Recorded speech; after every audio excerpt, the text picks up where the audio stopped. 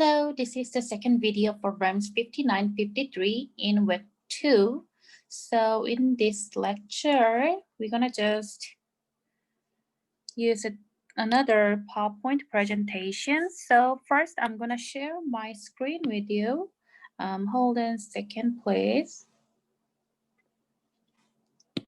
Yeah, here is our PowerPoint presentation for second and third video, central tendency and variability.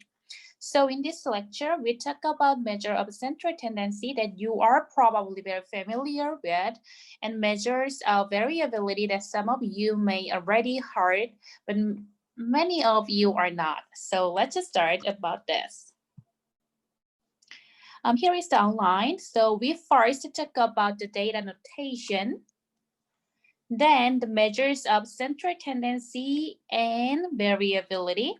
Last, we talk about outliers, and we're gonna just also talk about 5 numbers summary.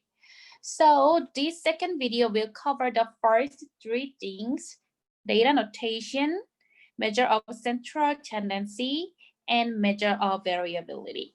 So these are covered in this video, second video, and the next video, the third video, will cover the rest of them. Yeah. Actually, we already talked about data and how we store it in spreadsheet where subjects are in each row and variables are on each column, right? And non-numerical data are coded numerically like this: male equal 1, females equal 2, or opposite side, whatever. You can just choose the number and assign the same number for same non-numerical data, right? An observed data point is represented by a capital letter, usually X. So if there is just one variable, it's an X. But if you have more than one variable, and you might say X and the other variable will be Y. Yeah. So you can use like this, so on and so forth. And the and the variable X holds the value of that variable for particular subject. So if X is the age variable and you are 21 years old, then the value of X would be 21. If someone else is 24, then their X is 24. Do not get this confused with a little x, which is a deviation score, and we will talk about later. And the sample size is the number of subjects in a study. So we are talking about population sample size.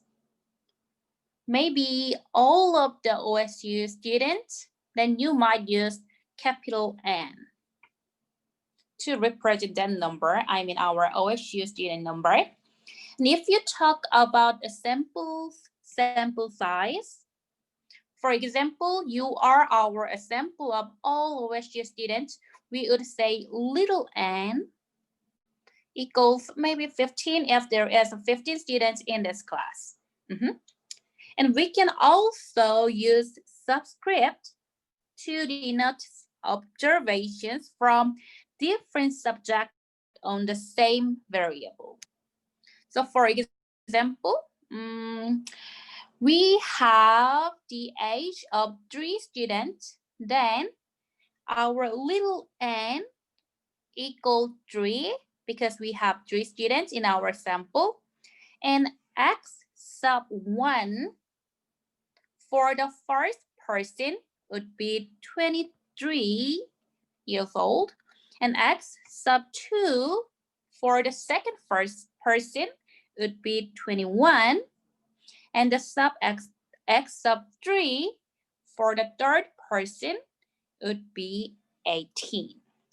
Yeah, so the subscribes represent different subject.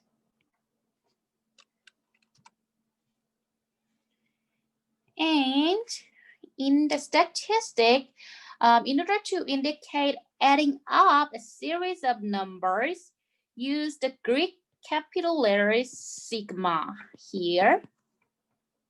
So you will see the sigma a lot. And this notation means adding up all values. So add up everything comes after sigma. So there is different ways that we can use it. So if we just want to add up the x's for our x's values, 2, 5, and 6, we simply add them up, then we will get 13, right? But if we just want to add up the x squared, notice here in the parentheses, so each values is squared first, and then these are added up. So first, squared, squared, squared for each values, then 4 plus 25 plus 36. Then we can get the 65 for the sum of x squares. Or this one has the sum of x's values with the parentheses that indicate we add the x's 13, right? And squared. So we can get 169.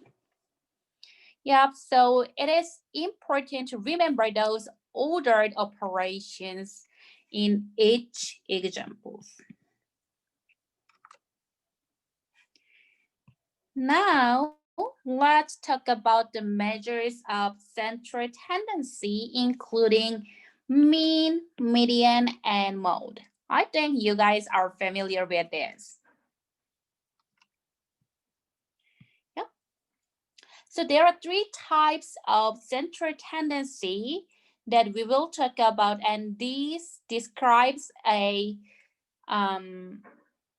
central value of a set of data. Central value. So the mean, the median, and the mode here. So measure of variability help us to understand how closely the data are clustered around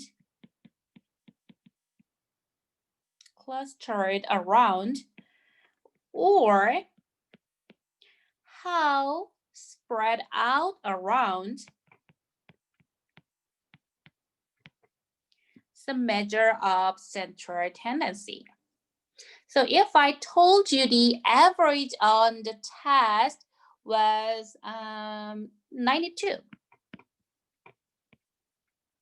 Average of test. Yeah, that's good. And that's just statistic. And it tells us values. But if does not tell us if all of the values were from 90 to 95, or there is someone who scored from 10 to 100. So putting together a measure of central tendency with with the measure of variability can give us a better understanding of our data, right? And under the measure of variability, we're gonna talk about range, variance, and standard deviation. So the first measure of central tendency we talk about is the mean. I guess you are already heard the mean before, and it is the average of values within a data set. So it is used for numeric data.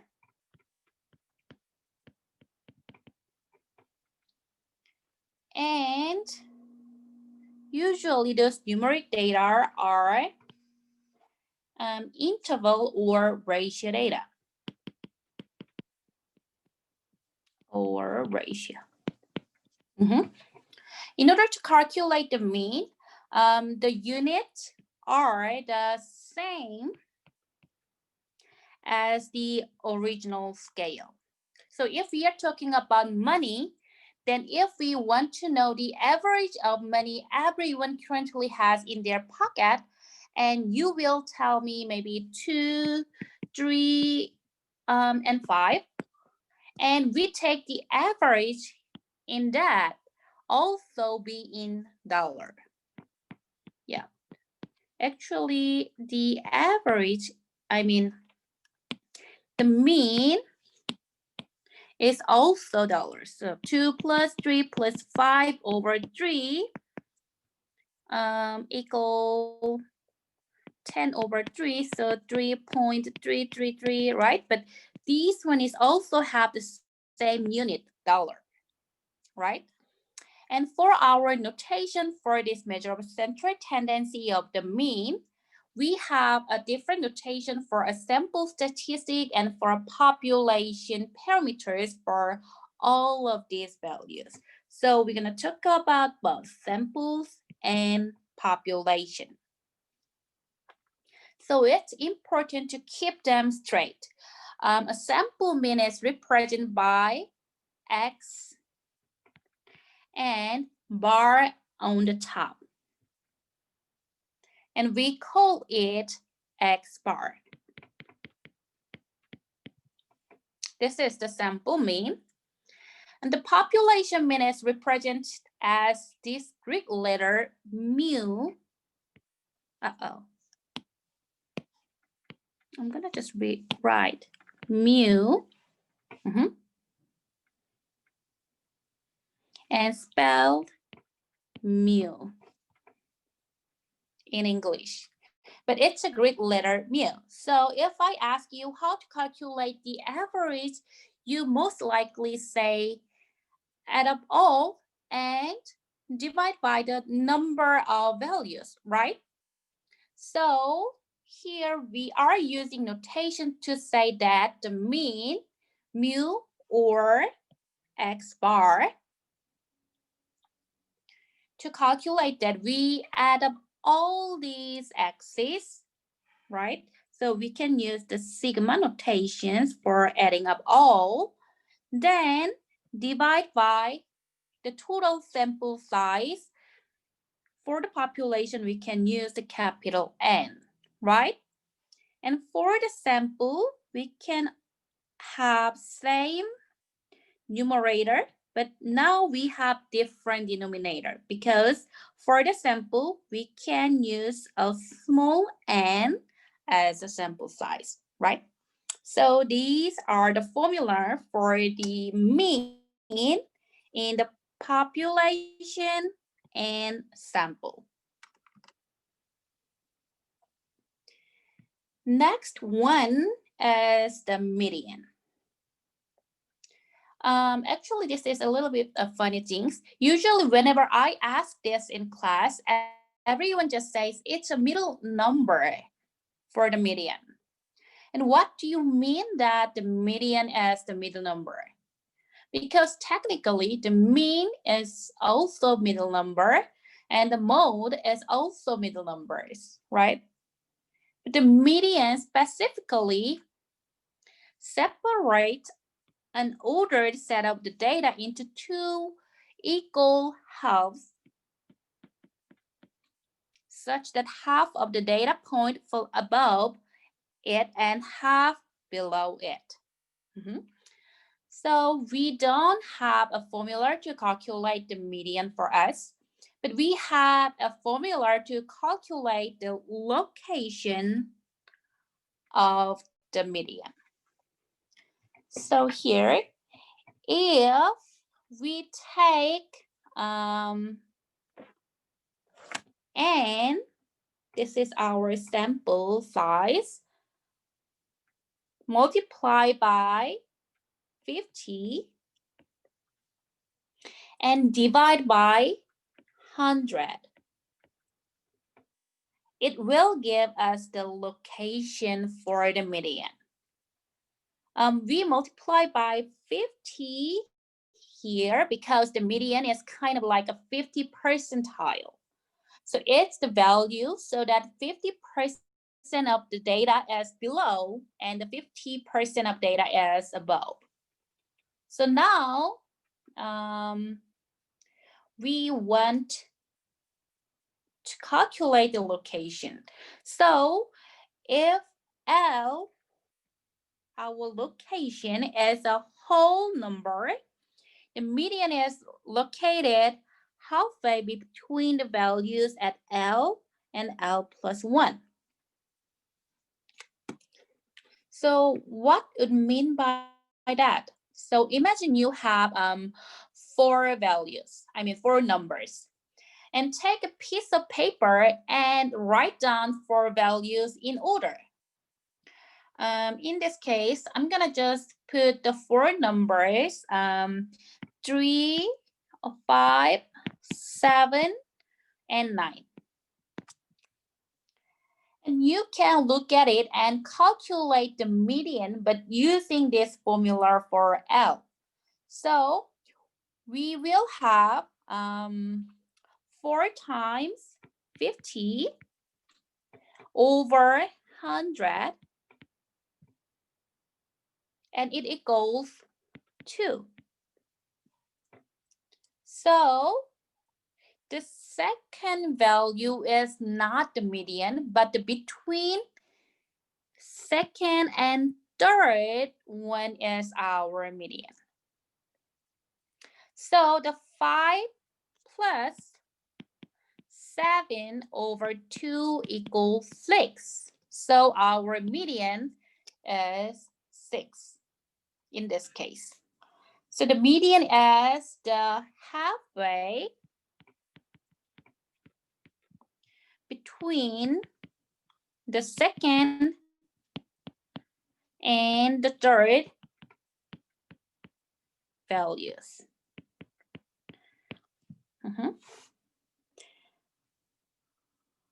But if L is not a whole numbers, the median is located at the L rounded up. So we're gonna just take one more example. So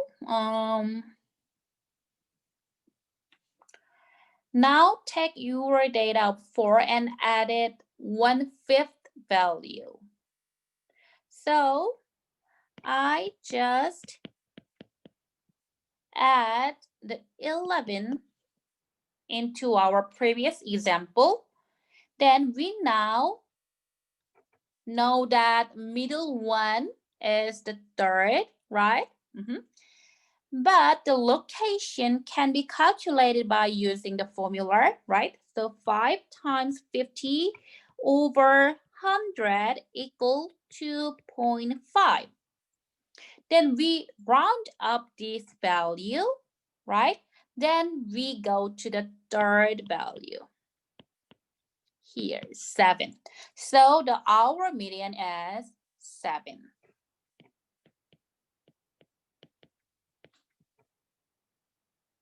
So these are the formula for the location of median.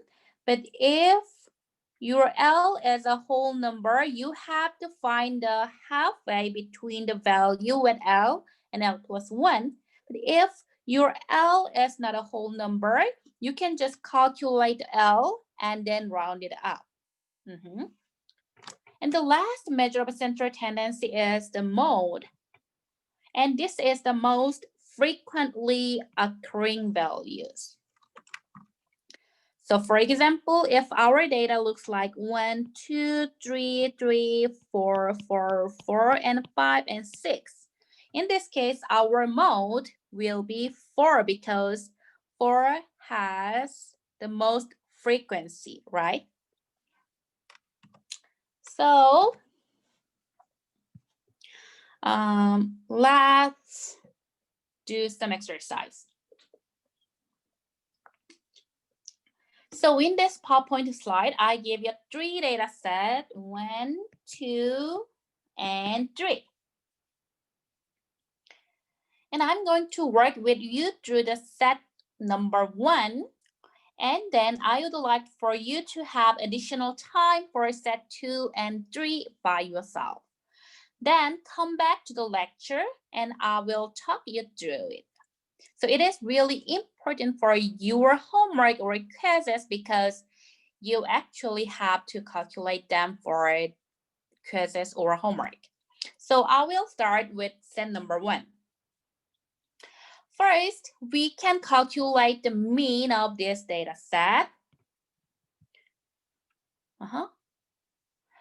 Already I provide you formula here, x bar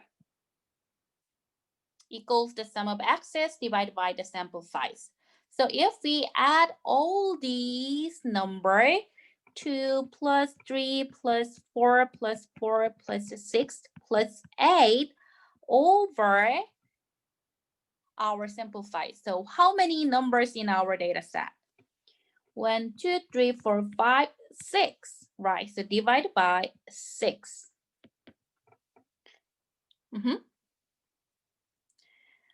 For the numerator, we would get 27 and over 6, right? Then our mean is 4.5, right? The next one is the median. For the median, we have to use the formula for the location. Since we have 6 numbers in our data set, so 6 times 50 over 100, and it is the 3, right? Because the location is the whole number, right? So we want to value that as between third and fourth values. So here is third and fourth, right? But the third observation is 4 and the fourth observation is also 4, right? So the median is 4. However, if the value in the third and fourth observations are different, we should calculate the average of those 2 values. Don't forget it. And then the last one is, there is a typo. Yeah, mode. Yeah. And then the mode is most frequently occurring values, and it is also 4. They have 2 frequencies. Now it's your turn. So I will give you 10 minutes and calculate the mean, median, and mode for the set 2 and 3. So please stop the video and do them by yourself for set 2 and 3. And then restart this video. Then let's check the answer with me.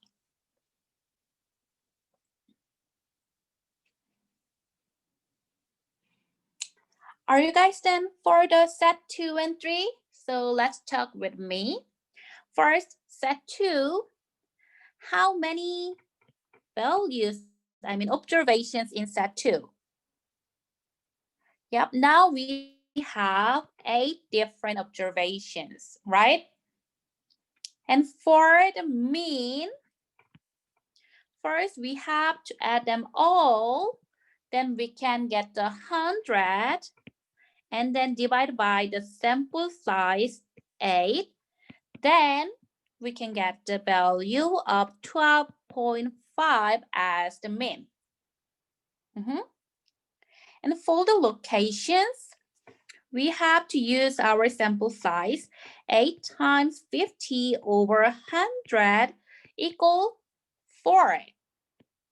Since this L is the whole number, our median will be between 4th and fifth value. So back to our data. So this is the fourth and this is the fifth. Since those two numbers are different, we have to calculate the mean value, the average value for those two. So our median will be 11.5. And for the mode, we just go to our data and find the most frequent value, and maybe 11 is our mode since they have a mode frequency. So are you guys with me? So if you have any question or find some errors, you have to recalculate them, but still you have some questions, let me know through the Canvas discussion board or email. And then let's go to the set 3. First, how many numbers, how many observations in this data set? Yep, now we have 5, right? First, for the mean value, we have to add them up all, then 26 plus 26 plus 28 plus 28 plus 32. Then we're gonna get the 140 for the numerator. And our sample size is 5. So the mean score is 28. Next, for the median, first we have to calculate the locations. So 5 times 50 over 100 equal 2.5. Since our L is not the whole number, so we just round up, then our median will be in the third value. And the third one is here, 28. And for the mode, we just go to the data set. And here we can find 226 and 228. So in this case, we have a 2 mode, 26 and 28. So for this case, we can call it as bimodal. We have 2 mode.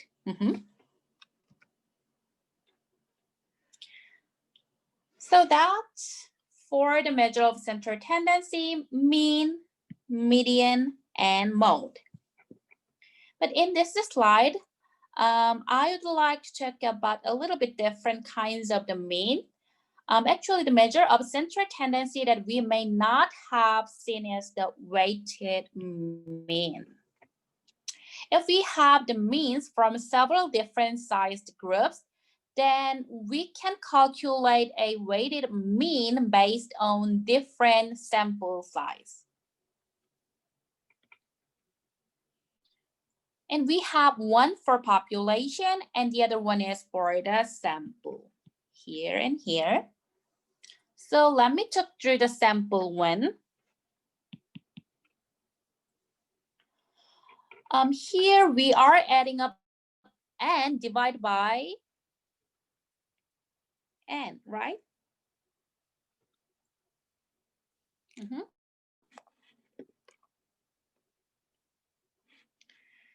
I would like to put the parenthesis here. So add up these sample size times sample mean and divide by the sum of our sample size.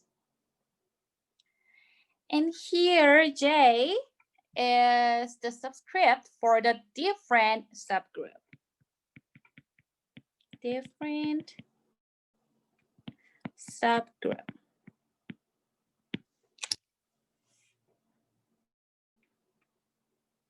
So if I have J groups up here, you can use the J subscript to represent different subgroups. So here, for the first subgroup, the sample size and mean, right?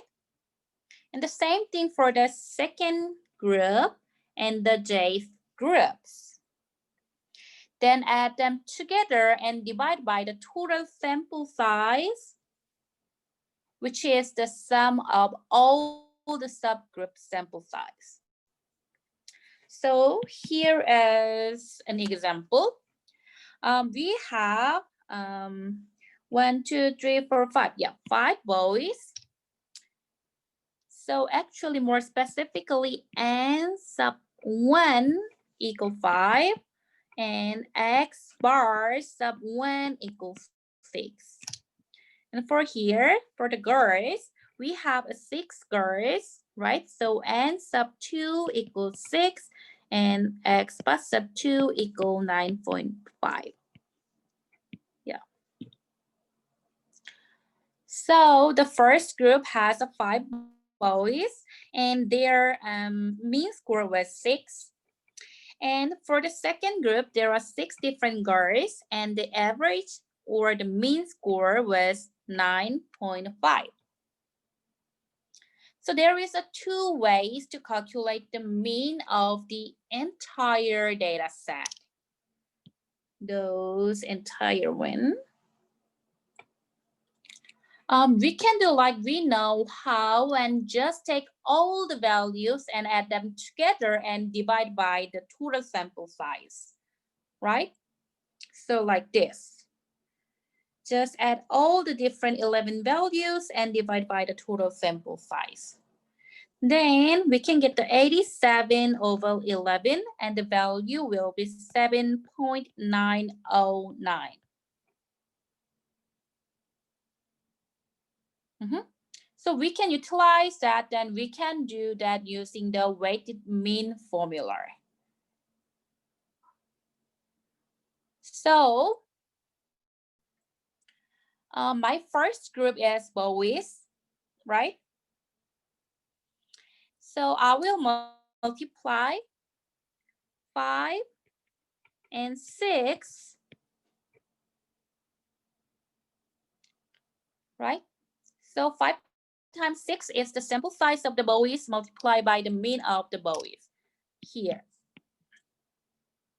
And then for the girls, we have 6 times 9.5. I'm just using the multiply notation. Yeah. Which is the sample size of the girl and the mean of girls group, right? Then divide by total sample size, which is the 5 plus 6. So for the weighted mean,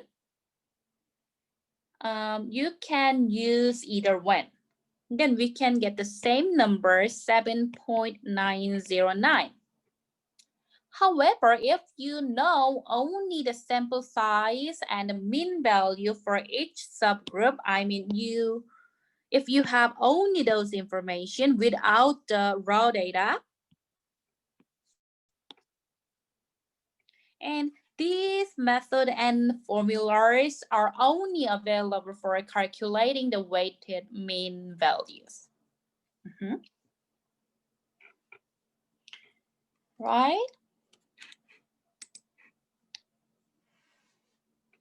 So here is one more example where you are not given all of the data points. Here. So you are only given the summary statistics with the sample size and the mean. So for the first group, it has 5 subjects and the average is 10. And for the second group, this group has 3 subjects with the average of 15. And for the third group, this group has 9 people with the average of 18. And the last fourth group has 58 people, and then the mean is 12. So now we have 4 different subgroups with different sample size and the mean, right? So now using our formula for the weighted mean, we can calculate that, right? So first, we have to use the information from the first group. So 5 times 10 plus from the second group, 3 times 15. And the third group, 9 times 18. And from the last group, 58 times 12. And then divide by the total sample size, that is the same thing, the sum of all the sample size from different subgroups. So 5 plus 3 plus 9 plus 58, right?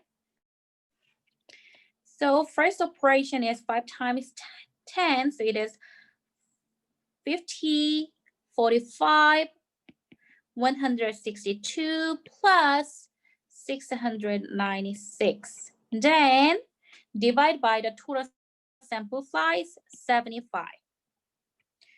So the numerator will be 953 over 75 equals to 12.71. So this is our weight mean. So I really want you to do in your calculator. So use your calculator whether you are using the one in computer or using the hand calculator. Just make sure that you know how to type these values and the calculator and get the right answers.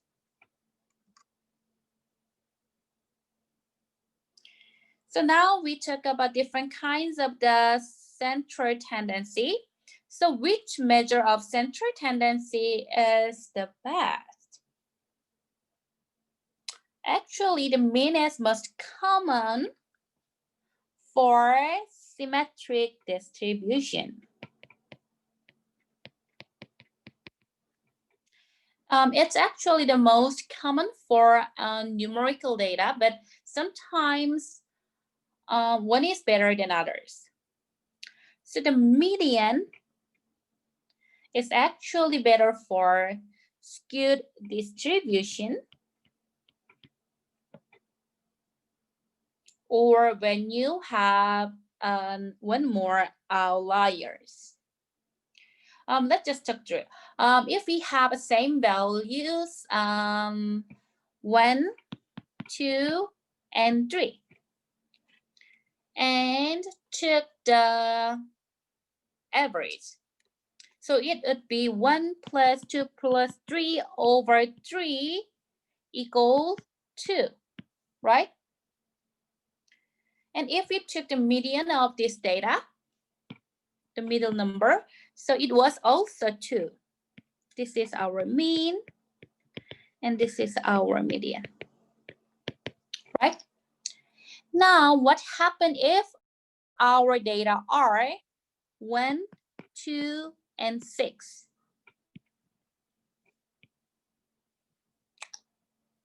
Then the mean is 1 plus 2 plus 6 over 3 equal 3, right? And the median is still 2, right? So the reason that the median is the best when we have outlier, it's because notice how value might be changed to more extreme. So we call the 6 here as an outlier. But the median did not change it, but the mean did, right? So the mean is more effective by outlier. Lastly, the mode is used in 3 cases differently. Actually, when our data are nominal. Yeah, so for example, if our data are nominal like female, female, male, male, male, female, female. female. Actually, if we assume that is our data, the nominal ones, we could not calculate the mean and median, right? But still, we can calculate the mode, right? In this case, female is our mode. And the distribution is bimodal or multimodal. In this case, mode is really useful because the formative highest frequency, which are categories with or when we have particular scores dominated at the distributions. So it helps us to see which one is the most common. So mean, median, and mode can be most useful in a specific situations. And this is the effect of skewness on the measure of central tendency. So first, let's look at the mode because the mode is the easiest to point out, right? It's always the tip or the peak of the distribution. So the mode is always that highest point, right? Here, here, and here. So what happens to the mean when the data are skewed? I'm just changing the colors to explain more efficiently. In the normal distribution, the mean, we have more values over here.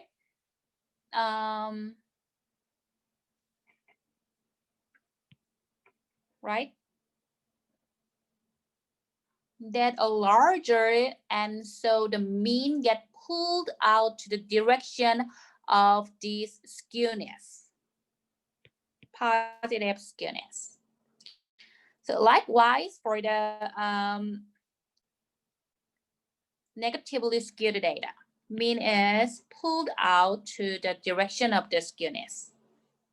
But in the normal distribution, mean is also same location with the mode.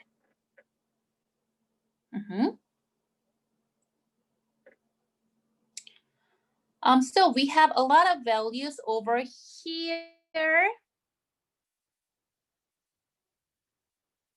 that the majority of data here.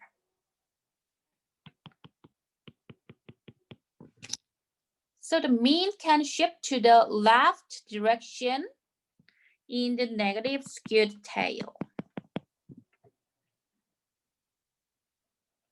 And the effect of the median are similar, but not as extreme as the mean. So the median also get pulled to the right or left of the mode, but not quite as much as median does. So for the skewness, the mean has the most effect. Actually, mode is not too much, but median is maybe the middle effect between mode and the mean. So this is the relationship between measure of central tendency and the skewness of the distribution. So we covered measures of central tendency, mean, median, and mode. So let's work through the measure of variability, including range, variance, and standard deviation. The first measure of dispersion or variability is the range. The range is the difference between the highest and lowest values. So the maximum minus minimum. So if we have 5 data points like 3, for 7, 9, 10. In this case, which one is the most maximum and the minimum? Yeah, maximum is 10 and the minimum is 3. So our range is simply 10 minus 3 equals 7. This is our range. The next one is the deviation. Actually, the deviation is the difference between an individual value and the mean. So let me say this, for a data set, there is not a single deviations. I mean, every individual observations has its own deviation scores. So,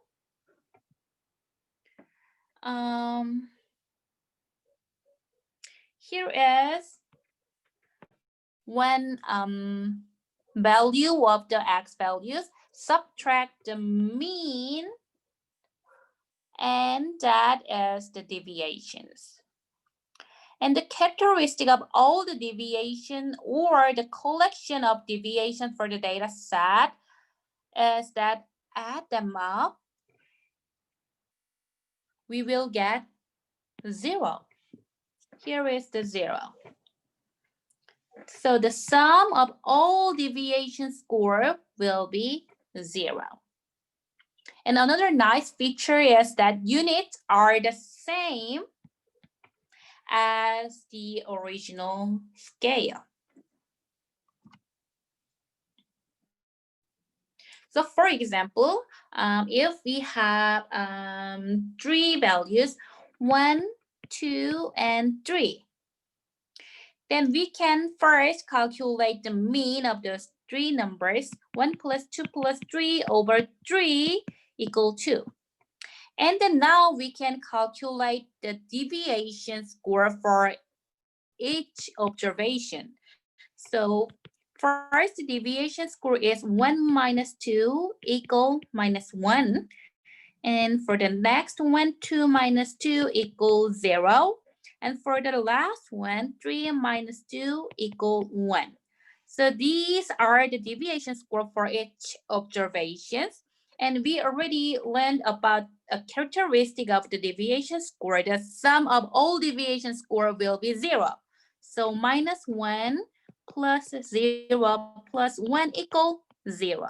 So this characteristic is really good double check point for the calculation of deviation score. The next one is the variance. The variance is the average of the squared, I just missed A, squared deviations of the individual value from the mean. So that's kind of a have a definition, but let's talk through it with the formula that you see down at the bottom.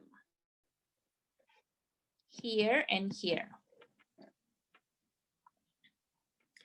So first, the formula for the variance in the population looks like this. Sigma x minus mu squared over the sample size. For the sample, we use a similar one but different notation for the mean and the sample size, because in the sample, we use x bar as the mean and the sample size. For the sample size, we can use the small n, right? But here is the difference, minus 1. So the variance is an average.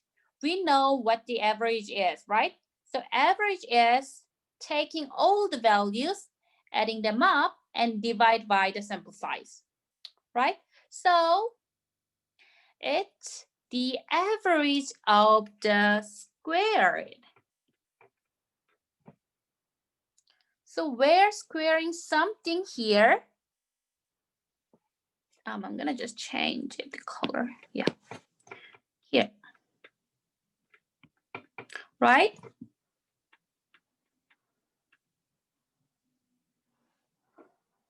So squaring something here, and we see squares and the square deviation, which are the values minus the mean.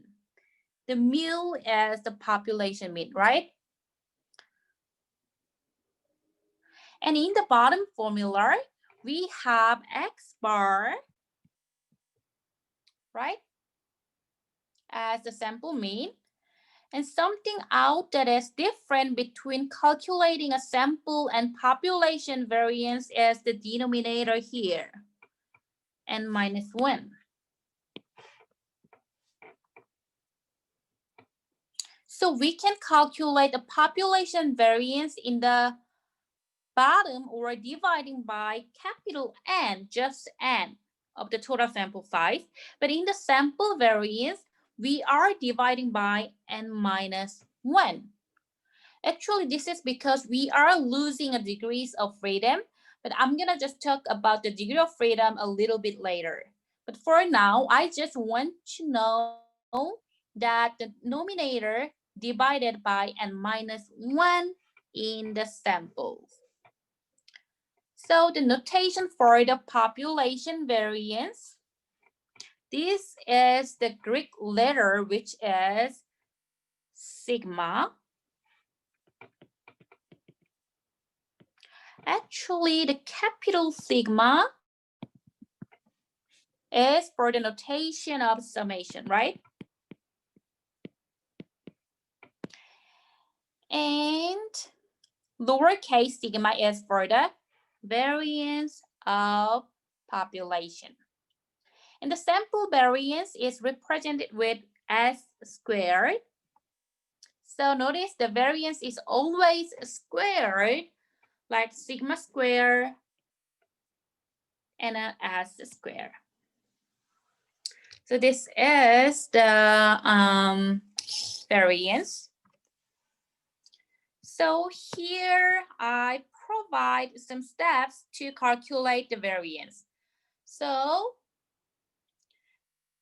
if you have a data set, these are the steps you should follow when calculating the variance.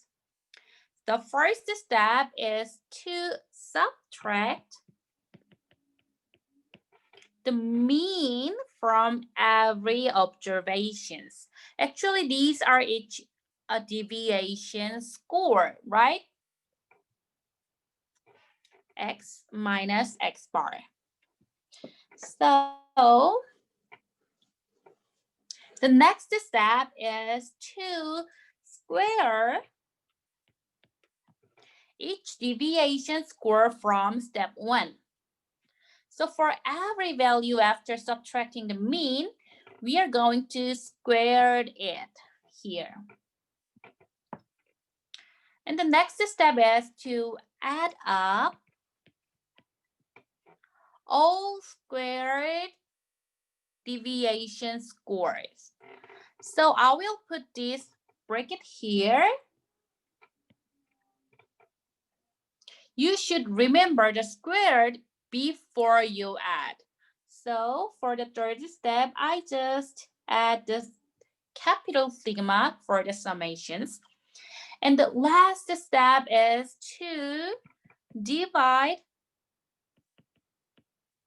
by sum of a square deviation score by, here is already by, so I'm just deleting by here. Divide the sum of square deviation score by the n minus 1. This is for the sample, right? Actually, the majority of the time you calculate the sample variance and the standard deviations. So when you take the quiz, assignment, or exam, I will always mention about whether you use sample statistic or population parameters for specific questions. So don't worry about these issues. I'm gonna always mention that you use the sample variance or population standard deviation, something like that. So here is the data set number 1. So this number 1 is with me, and set 2 and 3 is by yourself. So the step 1 is to subtract the mean from every value to make the deviation score. So first we have to calculate the mean score, right? So for the mean score, we have to calculate the sum first. 2 plus 3 plus 4 plus 4 plus 6 plus 8 divided by the number of observation. In this case, we have 1, 2, 3, 4, 5, 6 observation, right? So 27 over 6 equal 4.5. So our mean score is 4.5. So in order to calculate the deviation score, we take each observation and subtract the mean score. For each one, 3 minus 4.5, 4 minus 4.5, and 6 minus 4.5, and 8 minus 4.5. Right? Then we can get each deviation score like minus 2. Minus 2.5, minus 1.5, and minus 0.5, minus 0.5, and plus 1.5, and 3 plus 3.5, right? Now, we have a really good checkpoint for yourself, right? The sum of all deviation scores should be 0, right? So if you do not get 0 for the sum of those deviation score, then something is wrong. Then back to your calculation for the deviation score. If you get 0, yep, it's good to go for the next step. And the second step is calculating the variance is to square all deviation scores, right? So we take minus 2.5 and square it, then get the positive 6.25. Remember, it doesn't matter if it's negative or positive. Once it's squared, it's always positive. Then we can take minus 1.5 and square it, and 2.25 is our squared value. So you can do those things for other deviation scores. So I'm gonna just write down a little bit quickly. You can just simply square for each deviation scores.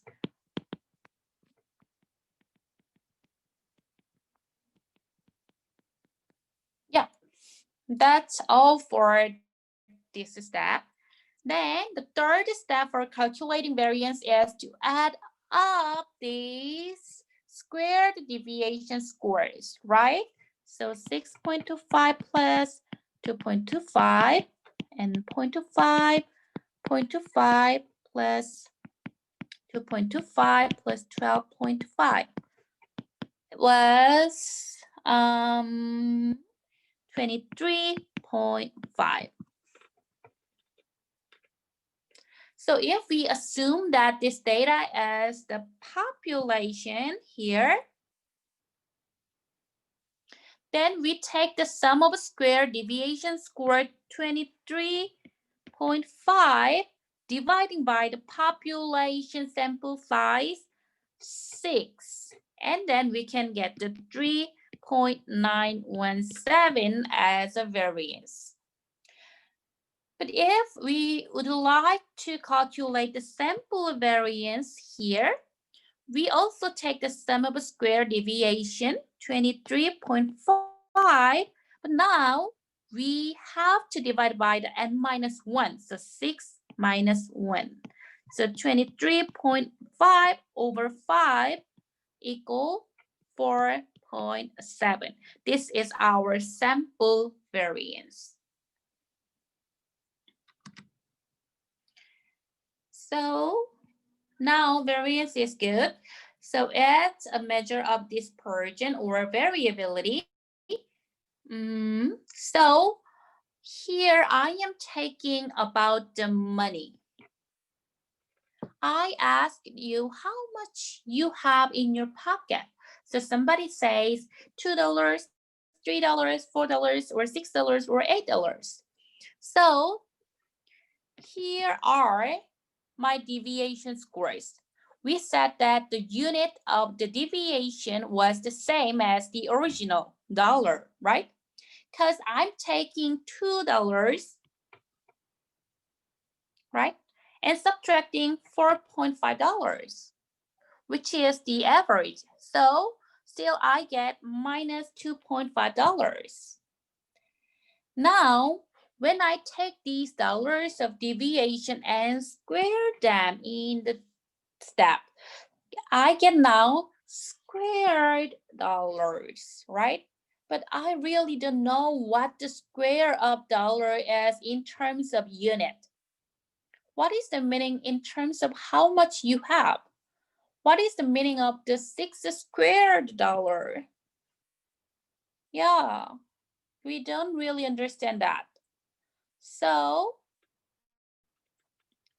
down here, the final calculation, we're taking our $23 squared divided by the constant. So we have variance numbers for the population and sample. So that's the unit are not our original scale, right? Dollar squared. So what would you propose we do to that? How to remap the square? Something square. Yes, we can take the square root of this, then those two are canceled out, then we can get the same unit from our original scale. So that is the standard deviations. So this is the most common value for the variability because it has the same unit as the original value. I'm gonna just edit unit too. So it's simply the square root of the variance. Square root. So first we calculate the variance and then we calculate the standard deviation by taking a square root. So our notation is just sigma and S for population and samples. So it's simply the square root of the variance, right?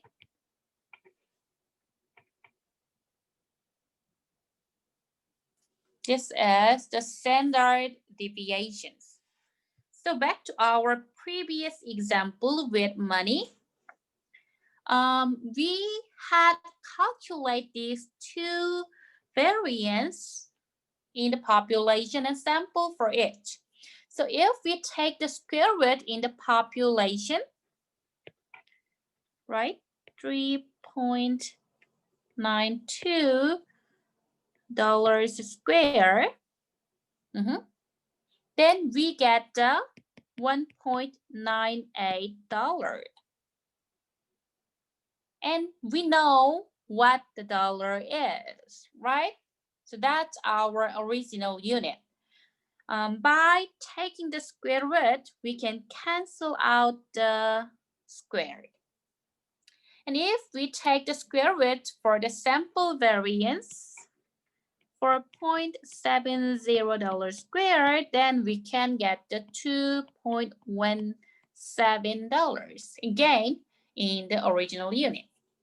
This is the standard deviation. So here are the sets of for 2 and 3. So you guys can do it by yourself by using your calculator or computer calculator. So for these two data sets, just calculate the sample variance and the sample standard deviation. Sample. So don't forget you have to use n-1 as your denominator for the variance. So first step, calculate the mean, then subtract the mean from each observation to make the deviation score in this column. And check the sum of deviation score equals 0 or not. And then square the deviation in this column. And sum of all square deviation scores here.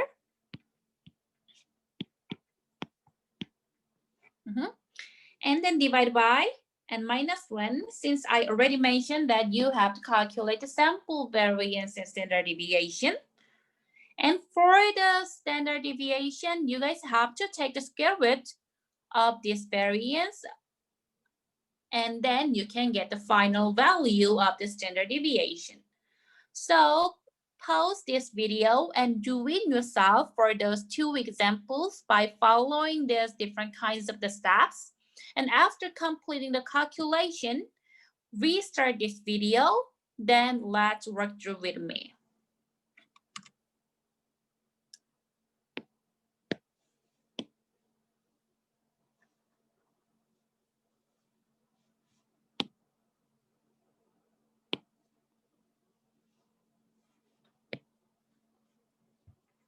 Yep, are you guys get the numbers for set 2 and set 3? So I just simply mentioned for specific statistics. So for the set 2, the mean score, I'm just write down here.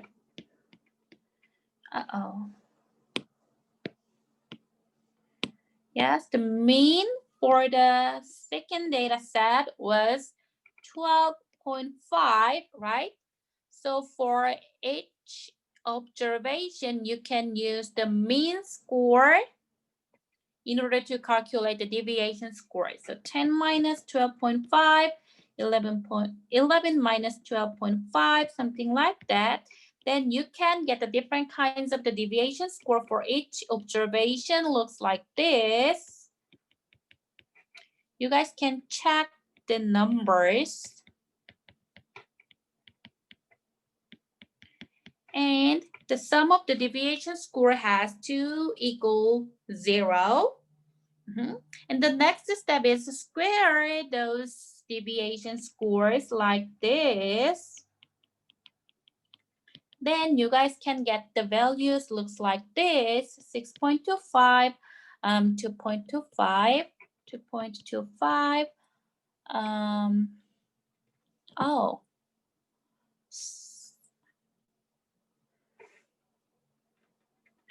I missed one here, minus 1.5, one more, yeah. And 6.25 and 30.25. The next step is just add them up, right? So the number was 50. So you just take this number into this formula, the 50 over n minus 1. So 50 over 7 equals 7.143. So in order to get the standard deviation, you guys simply take the square root of the variance. Then the value is 2.673. So this is the sample variance and sample standard deviation for the data set 2. And do the same thing for the data set 3. So for this one, the mean was 28.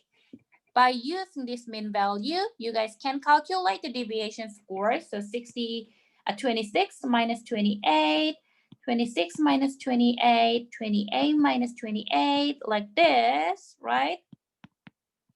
then you can get the deviation score looks like this, -2, -2, 0, 0, 4. And this is your good double check. The sum of the deviation score has to equal 0. And then take each deviation score and square it. So -2 squared, 0 squared, and 4 squared. Then the squared value was 4, 4, 0, 0, 16, and sum is 24. So you guys take this number into the formula, then 24 divided by the sample size minus 1.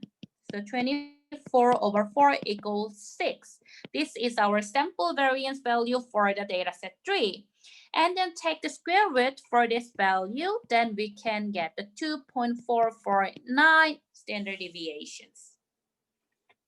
So are you guys get the same numbers for the deviation score and square deviation scores? So these two are a really good exercise for calculating different kinds of the measure of variability. So we've talked about notation, measures of central tendency, and measure of variability. So if you have any question about those three, just let me know through the Canvas discussion board or email.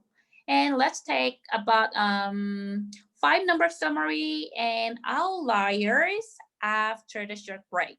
So see you in the third video.